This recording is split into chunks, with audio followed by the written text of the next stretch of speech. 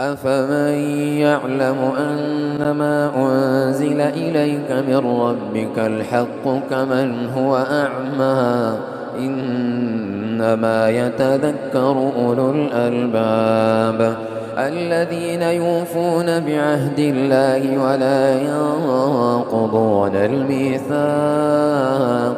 والذين يصلون ما أمر الله به أن يوصل ويخشون ربهم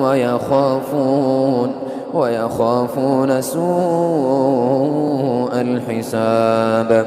والذين صبروا ابتغاء وجه ربهم وأقاموا الصلاة وأنفقوا مما رزقناهم سرا وعلانية ويدرؤون بالحسنة السيئة أولئك لهم عقبى الدار جنات عدن يدخلونها ومن صلح من آبائهم وأزواجهم وذرياتهم والملائكة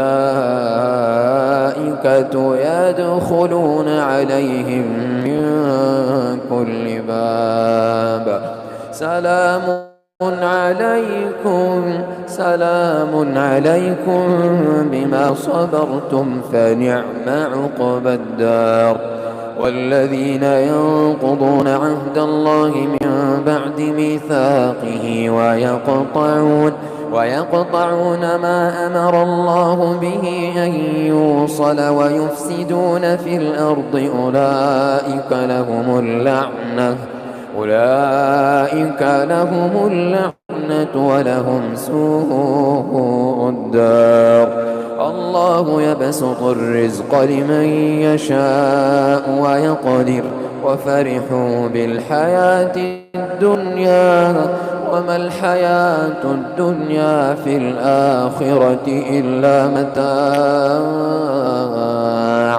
ويقول الذين كفروا لولا أنزل عليه آية من ربه قل إن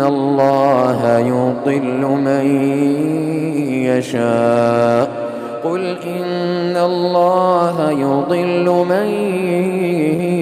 يشاء ويهدي إليه من أناب الذين آمنوا وتطمئن قلوبهم بذكر الله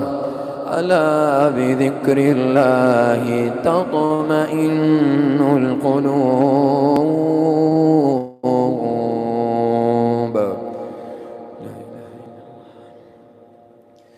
الذين آمنوا وعملوا الصالحات طوبى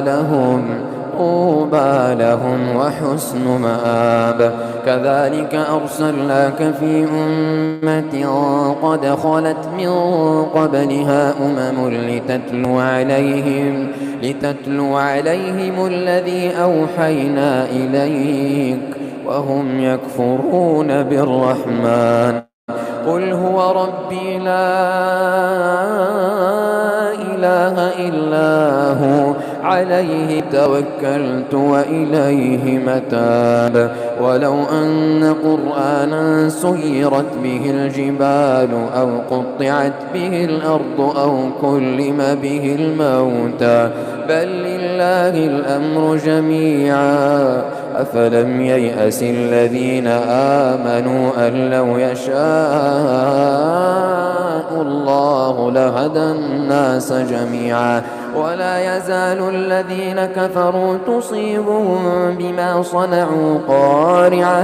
قارعة أو تحل قريبا من دارهم حتى يأتي وعد الله إن الله لا يخلف الميعاد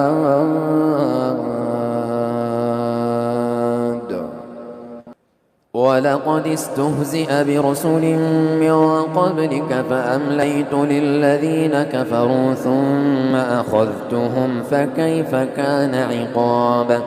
أفمن هو قائم على كل نفس بما كسبت وجعلوا لله شركاء قل سموهم أم تنبئونه بما لا يعلم في الأرض أم بظاهر من القول بل زين للذين كفروا مكرهم وصدوا عن السبيل ومن يضلل الله فما له من هاد لهم عذاب في الحياة الدنيا ولعذاب الآخرة أشق وما لهم من الله من واق مثل الجنة التي وعد المتقون تجري من تحتها الأنهار أكلها دائم وظلها تلك عقبى الذين اتقوا وعقبى الكافرين النار والذين آتيناهم الكتاب يفرحون بما أنزل إليك ومن الأحزاب من ينكر بعضه قل إنما أمرت أن أعبد الله ولا أشرك به إليه أدعو وإليه مآب وكذلك أنزلناه حكما عربيا ولئن اتبعت أهواءهم بعدما جاءك من العلم